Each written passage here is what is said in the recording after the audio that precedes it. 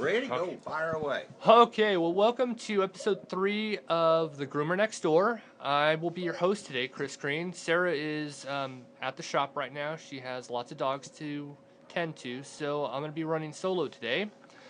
With me, I am at the Rolla Animal Shelter, and with me is John, and I'm going to pass it on to him, and he's going to educate the masses on what he sees on a daily basis.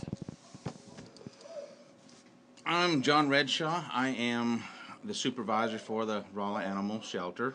The Rolla Animal Shelter is actually two different entities. In one, it's the Rolla Animal Shelter. We go and impound animals on a daily basis. We adopt animals on a daily basis. Many people come through our shelter and look at cats, look at dogs, look at everything we have. On the second part of this, we are part of the City of Rolla Police Department. We're one of many divisions within our local police department. And because we are part of the police department, we are tasked with basically law enforcement, animal control. We're the guys who go out, guys and girls. We go out and we investigate animal crimes, neglect, animal abuse, animal abandonment. We do all the bite cases that happens. Animal cruelty cases, especially in the wintertime. We get a lot of calls of dogs. They don't have shelter, they don't have food, they don't have water, and we have to go out and investigate all these. In the summertime, it's just the same. We go out and we can remove animals out of cars if we need to be. We make sure that they're out of the sunlight, out of the direct heat, so they don't get heat-related injuries like heat stroke, heat exhaustion, and that's a big part in the summertime. Animals can suffer heat-related injuries just like people can, and it's the same in the wintertime. Cats and dogs alike can suffer effects of frostbite, believe it or not. And they can get it on their ears, they can get it on their noses, they can get it on the pads of their feet. We recently had a cat in here several weeks ago that was a victim of frostbite. On the darker side of our job here, we see a lot of bad things. We see a lot of effects of animal cruelty, animal abuse, and of course, like frostbite. I won't get into detail with that. But this cat, he didn't really make it because he had a lot of problems because he was left out in the cold. And it might be a stray cat, a feral cat. We didn't have an owner for it. We just went and picked it up, and unfortunately, things happened. We recommend, of course, in the summertime, you take care of your animals like you take care of your children. I mean, don't leave them out there in the sunshine. Don't leave them locked in cars. Make sure they have fresh, wholesome water. In the wintertime, make sure they have places to get in out of the cold. The City of Rolla requires an adequate doghouse. By adequate, I mean you can't just have a cardboard box and expect an animal to go in and stay warm. An adequate doghouse basically is a wooden doghouse, a plastic doghouse, something that's got 3 sides, a bottom, and a roof. We like to see the houses face to the south versus the north because you get a lot of the north wind in there, which causes a lot of problems. But we see a lot of bad things in the summertime and in the wintertime. Back to the police department part of this, we apply for warrants if we have to. We can seize your animals if we have to. Just imagine we can do the same thing as police officers do, except arrest people. And we can't pull people over. We don't carry weapons or guns or things like that. We have the police officers that can enact their arrest powers and do all that other stuff that we can't do. But we do the same thing as the police officers do. We deal with the same type of people day in and day out. As far as the animal shelter, we are actually governed by the Missouri Department of Agriculture. We have inspectors that come in here at least once, sometimes twice a year, and do surprise inspections. And with these inspections, they look at our records, our admin portion of it. They also look at how we take care of our animals. They want to make sure that they got houses, They need blankets in the wintertime. They have to have water. They have to have food. Their kennels have to be clean 7 days a week, 365 days a year. So we have somebody in here doing all this stuff. The officers, the animal control officers, are tasked most of the time with doing this unless we get some help from community service or volunteers. But they come in and inspect our dog kennels and how we take care of our animals, how we keep them, and just a variety of things. In the wintertime, such as now, it's cold outside. Unfortunately, we can't really wash their kennels. We don't have adequate space in which to take the animals out and house them while we clean their kennels.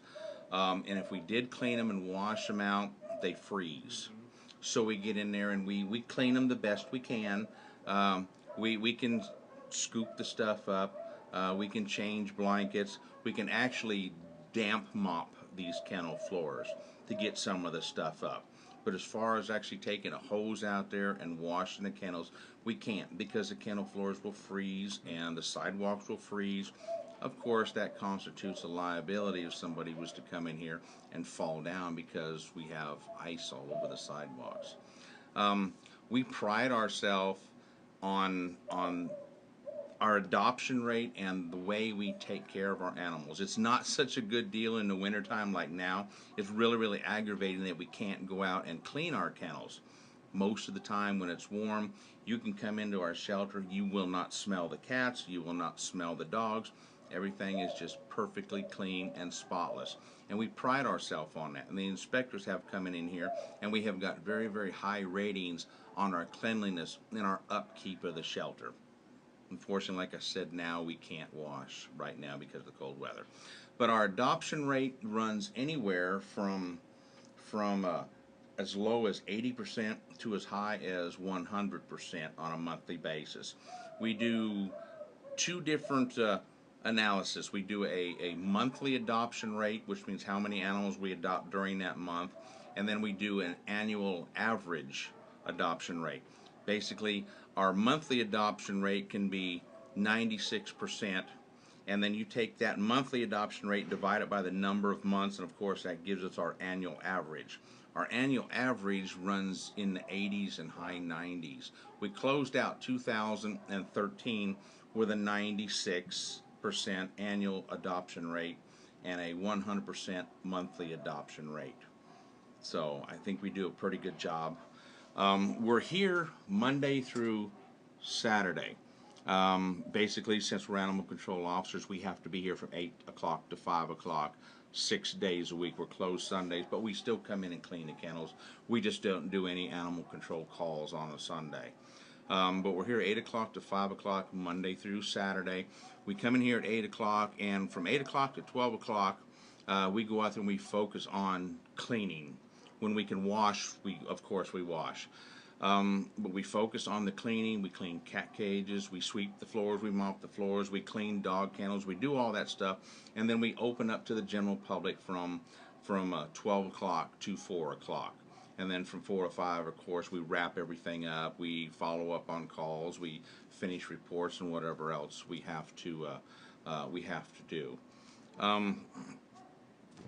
I'd say in 2013, I think we've taken in a total of about 3,200 animals, and that includes both dogs and cats, wildlife. We're in a release program, basically a catch and release program. If we go out and we pick up a raccoon or a possum or a skunk or what have you, we have a designated spot out in the county in an unpopulated area that we go out and release these animals back into the wildlife. People sometimes have a misconception on what we actually do. They're thinking the old days back where the dog catcher goes out and catches things, comes back in and does bad things like euthanize them. That can't be farther from the truth. Like I just talked about, our adoption rate runs anywhere from 80% to 100%. Most of our stuff actually goes home or is claimed by the owners. Not only do we do adoptions, we also work with a don't know if you've heard of the Wounded Warriors program. Yes, I have. We've adopted 3 dogs out of here now to the Wounded Warriors program. Those 3 dogs are actively engaged in helping the returning soldiers with medical issues like PTSD, TBI, which is traumatic brain injury. So some of our dogs, 3 of our dogs, have actually gone out to them. We've actually also adopted animals that are service dogs too. They might be used as a diabetic alert dog for somebody, or maybe a child has ADHD or something. We've adopted animals that are used for service dogs in those areas. We also work closely with PCAL. It's called Phelps County Animal Welfare League. And they come in and they take photographs of all of our animals, put them on Pet Finder. We adopt animals to them. They take them out to functions like your parades or your I don't know, swap meets, whatever they get into, and they try to adopt these animals out for us. Some of our less adoptable dogs, they go out to rehabilitation centers. Maybe we got a dog here that nobody wants, it constantly barks and barks and barks. Nobody's going to want a dog that's continuously barking and barking. Instead of putting that animal down because of that barking, which is not his fault, it's just, you know, something he does, we send it to a rehabilitation or a rescue type group who takes that animal and they work with it, and after they work with it for a period of time, they adopt it out. So, and also in addition to that, we work with another local rescue group. It's called, I don't know if you've heard of, maybe it's Bear Creek Ranch. Yeah. It's basically a summer camp for kids. It's an animal camp.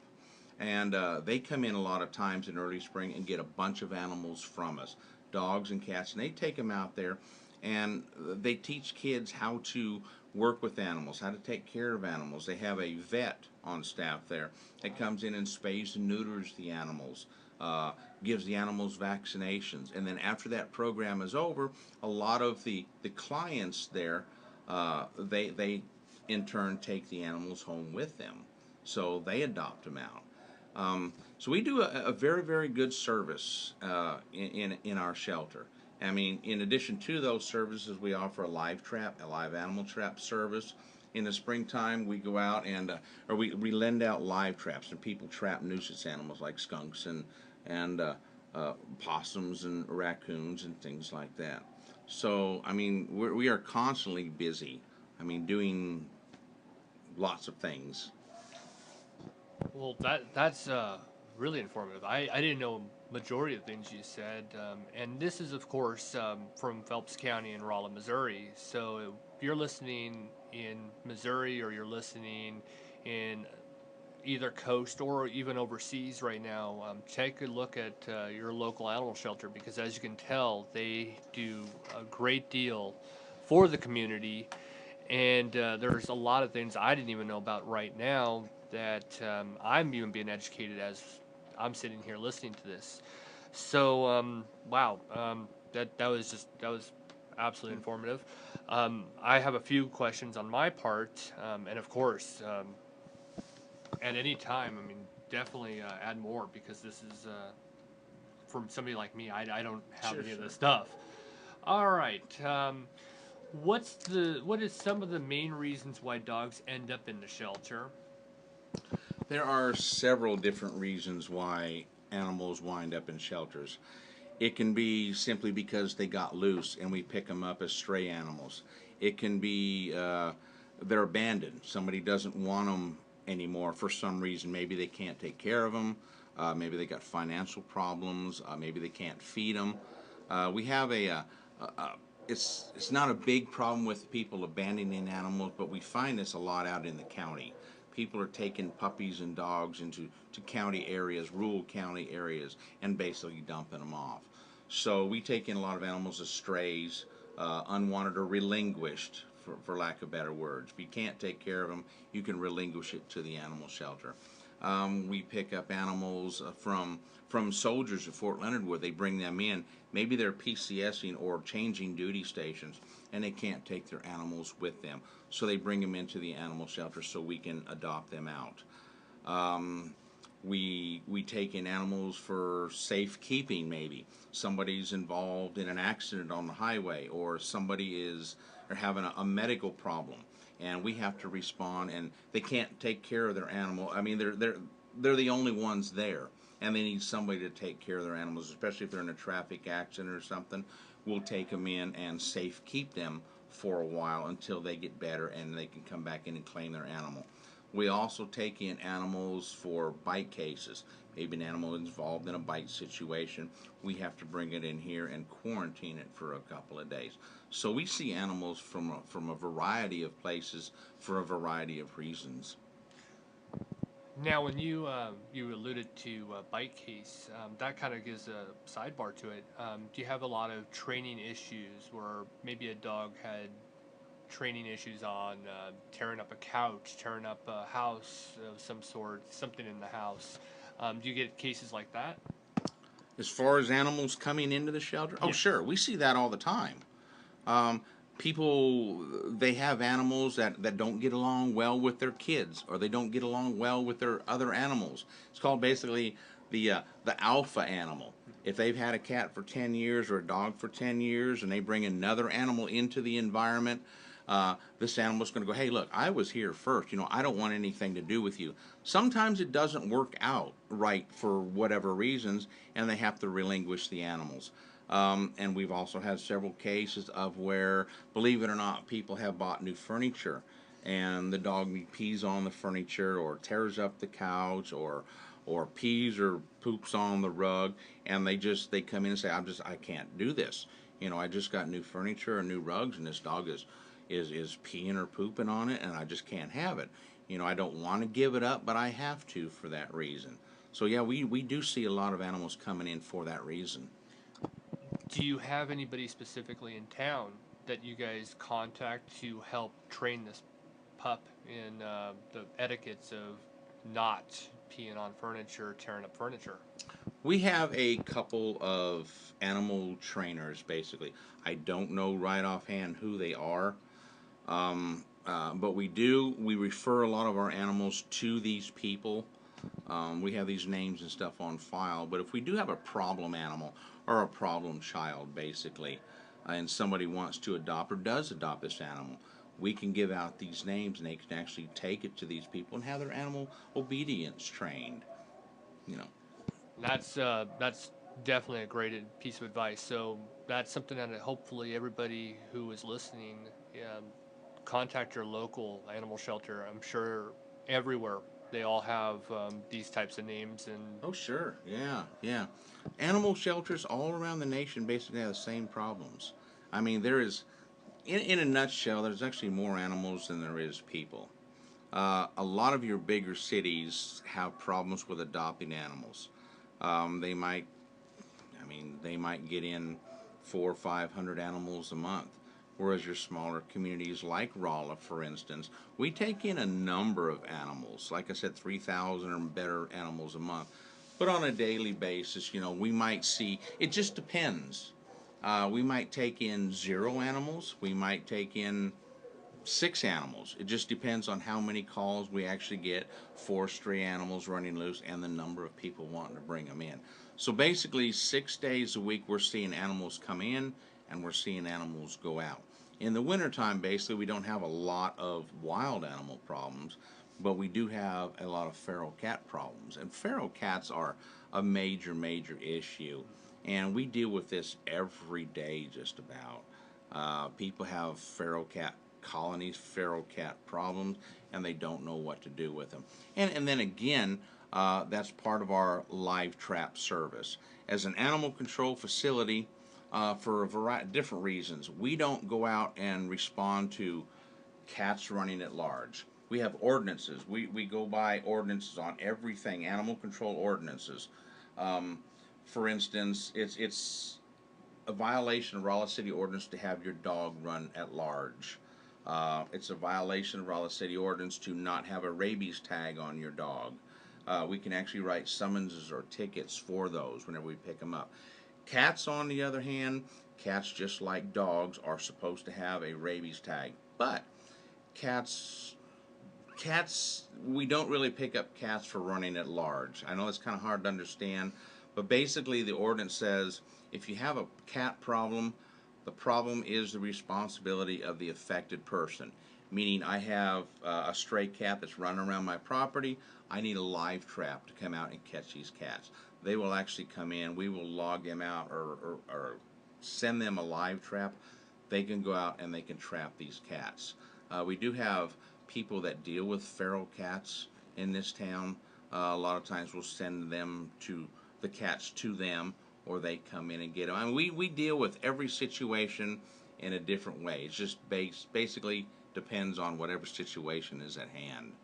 It's an exciting job because we never see the same thing 2 times in a row. We might deal with the same dogs, we might deal with the same cats or people, but it's always a different situation. Is there? It just seems like you guys have a tireless job. I'm sitting here listening to this. I'm probably just like everybody else who's listening to this PUPcast right now. Is there anything that people can do to prevent homeless pets? Oh my gosh, yes. Spay and neuter. I know people have heard this a million times over. Spay and neuter your animals. It can range from, I mean, your vets will charge different prices, but in the long run it's going to save a lot of problems. It's going to save a lot of money. We have problems every now and then of people not spaying and neutering their animals. Of course, they have puppies or kittens. Now they bring them in, and the puppies or kittens are our problem. That's not only a problem for us, but it's a problem for them.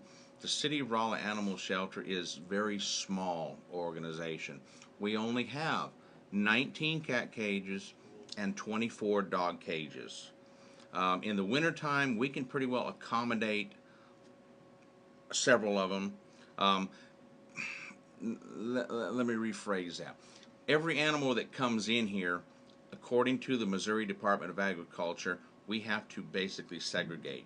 Everybody gets their own cat cage, everybody gets their own dog cage. The only time that we put things together is if they come in together. They might be siblings, they might be mother and puppies, they might be mother and kittens. Then they will go together. If they've been running loose together, we can put them together. But we only have so many cages and kennels in which to house animals. When those get full, unfortunately, we have to turn people away. And that's kind of like back to my point of spaying and neutering your animals. People don't spay, they have puppies and kittens, they want to bring them to us. We don't have the space to put them. For instance, now, today it's probably 2 degrees outside. We have a kennel room out there, we call it, which it has 4 kennels in it. That's it. That's the only building that we have that's got heat. And when that's filled up, we can't put any more in there. And if somebody wants to bring us puppies, we're not going to put them on the outside to freeze. The bigger dogs have the big dog houses, they have the big blankets. They can pretty well handle the cold. The puppies can't handle the cold, so we have to turn them away. In the summertime, it's not uncommon to see at least maybe 30, 40 animals every 2 weeks come in here. Unfortunately, we can't take them all. We have to turn them away. So the best thing you can do is spay and neuter your animals. I know, like I said, you've heard this a million times. Spay and neuter them will cut down on the overpopulation. You know, and we have, back to that, we have a program at the Rolla Animal Shelter, okay? This is one of the services that is provided. Our rescue organization called Phelps County Animal Welfare League, they do a low-cost spay-neuter program where you can come into the shelter, you can get an application, fill it out, drop it back by. We can give it to the PCall representatives. They come in and get it. They call you, and I think they pay like 80% of the spay-neuter cost, and the rest is out of pocket. So there really is no excuse. I mean, all you got to do is come in. We'll help you out. They'll help you out the best they can. Some of your vets, they might offer some type of low-cost program. The best thing you do is just call them and ask them. I mean, people are going to work with you if they can. That is, again, I'm going to be saying this the entire time, but that is great information that even I mean, again, I didn't know any of this, and maybe that's probably why this is the most helpful tip Sure. for everybody. Another real good, if I might add Oh, this, go ahead. another real good service that we offer is called the monthly pet food pantry. Okay, in the city of Rolla, low income people, I mean, they go down to outside of town here, the edge of town, and they get free food. Okay, they might get your meat, they might get your milk and eggs and stuff like that. This is a pet food pantry. We do the same exact thing. It's held on the last Saturday of each month, and people that are struggling with finances or maybe have lost their job for whatever reason, don't have a lot of extra money, can come in here, get an application from us, and come here to the Rolla Animal Shelter on the last day of the month, the last Saturday of the month, and get a donation of free cat food or free pet food. And again, that's based on or financial guidelines, financial eligibility. And for instance, if you have a 60-pound German Shepherd, we might give you 40, 50, 60 pounds of free food every month in which to feed your animals. So this is a very, very good program. It's been in effect for about 5 years now. And every month we give away at least 2,500 to 3,000 pounds of free pet food. Wow, that is. And I'm going to take the guess that this is not just your animal shelter. That's shelters all over the No, place. this basically is for residents of Phelps County. A lot of shelters have maybe a similar program. This is just for the Phelps County and City of Rolla residents. That's what I was alluding to is most likely a lot of other animal shelters all over the U.S. probably do this as well. Sure, they can. We don't know directly. I've heard different shelters do this. I mean, it's a great program. Before the pet food pantry started, you'd have people that go, "I can't feed my animals. I don't want to see it starve, so I've got to turn it in to somebody. I've got to turn it into an animal shelter. I've got to give it away to somebody." Or unfortunately, the bad part of this is I can't feed it. I gotta let it go, and it's taken out and just let go. This has saved a lot of people from doing that. This has prevented people from giving away their dogs, giving away their cats, giving up their family members. Family members. I consider my dogs part of my family. My dogs are my kids, and a lot of people feel that way. And this has prevented people from having to give up their pets and enabled them to keep their pets for many, many years because of this pet food program. And a very worthy cause. Well, we're going to be coming to the end of our show. We have a couple more minutes left. So please, anything you would like to share with everybody that you haven't already, please, the mic is yours. All I can say is just, treat your animals great. Give your animals vaccinations, spay and neuter your animals. Do everything that you can possibly think of doing to help with the pet overpopulation. There is so many unwanted animals out there. The shelters are just overburdened. They can't take them all. Going back to what I said, we only have a limited number of cages. We have 3 times as many people wanting to come in here and relinquish or give up their animals than we have room for. And that's just not only us. That's in every shelter around the nation and I'm sure overseas. We hear it all the time. And the darker side of animal control work and animal shelters is a lot of places have to unfortunately euthanize animals because there's just not enough homes for them. Some of your bigger cities will probably put down 200-300 animals a month because there's just not enough homes. And that all goes back to the failure to spay and neuter your animals. I mean, you just got to do this. We can't stress this enough, how important it is to make sure your animals are fixed.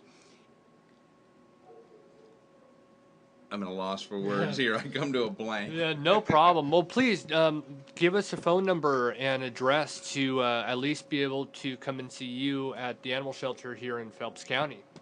The shelter itself, we are physically located at 1915 Sharp Road in Rolla. People familiar with Rolla or Rolla area, it's just off of 18th Street. We run parallel to the railroad tracks. We are on our Facebook page, and you can access us on our Facebook page by the Rolla Animal Shelter. That's how we're listed on there. We had a city webpage, and you can still access us on a city webpage. And it talks about our ordinances, it talks about the services that we provide, and that is under rollacity.org. Or the City of Raleigh, you can actually bring up the animal shelter there. We are open for business Monday through Saturday, again from 12 o'clock to 4 o'clock. We're closed holidays and Sundays. You can get a hold of us at area code 573-364-6995. All right, and again, anybody who's listening to this, if you have a question regarding any of this, you can always email me at thegroomernextdoor@yahoo.com. If you have any questions regarding this episode, I will follow up and I'll read them on the next episode. And that way we can continue to spread the word. Hopefully, if it's okay with you, maybe we can make this a thing where maybe quarterly we'll come in, have Sure. a little bit of a moment. You can talk about what's new, what's going on, and maybe I can ask more questions. That'd be And great. the more educated we can get people, the better. That'd be great. One last thing I'd like to add: we are in a building here that's very, very small. It's it works for what we use it for right now, but it's very small and a lot of things are inadequate. Basically, our space. We don't have a lot of kennels, as I mentioned. We have 19 cat and 24 dog kennels. We are in the process of trying to come up with enough funding to build a new Rolla Animal Shelter in the near future. So, in the near future, I'm talking about maybe 2, 3, 4 years, depending on the funding that we get. So if anybody is actually interested in donating to the City of Rolla Animal Shelter Fund, you're more than welcome to do that. And by that, you can make your donations to the City of Rolla Finance. And again, that's into, if you want to get on the website, it's under City of Rolla. You just go into Finance, and I believe it has a icon on there for donating to the new Rolla Animal Shelter. But it is going to happen one of these days. It just won't happen soon enough. But we try to do the best job we can. There's a lot of positives in animal control work. There's a lot of positives in what we do. There's also the reality of things. There's also a lot of negatives in animal control work. It's not all come in and pet the puppies and kitties and have a great day. There is a lot of bad things. It's just like police work. You're going to see a lot of really, really super good things, and you're also going to see a lot of super bad things. It's no different with animal control. We love our jobs. We look forward to coming to work every day. We go out there and we interact with all of our animals as much as we can. If we're not doing anything, we'll go out there and we'll take a dog out to our side yard and we'll play with them and interact with them and play ball with them. The cats are the same way. We'll let them out one at a time. We'll play with them. We love our jobs.